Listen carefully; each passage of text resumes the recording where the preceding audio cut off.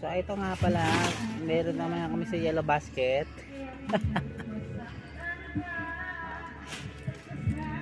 Saan bibili sa Yellow Basket? Ayaw pala yung tent ko, utik, hindi mabilis yung parang hangin. Kaya nililipat ng hangin yan, nababasa ko yan. Pero okay din yan. Magkano yung mahal naman ang bili mo? Magkano bili mo dyan? Wala lang, sa Yellow Basket. Mga ma'am, naghahanap ba kayo ng mga tent na malalian? O pwedeng baklasin agad at madaling kopiin? Ito na mga ma'am. May ano magano? Meron na po.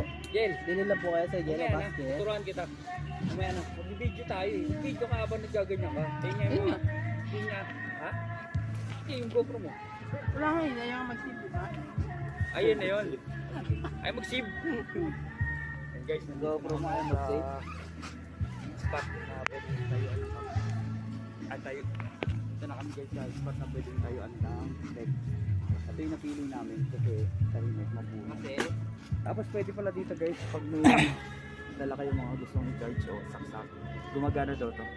Magbabayad lang ng 150. I-rent yung ganyan yan.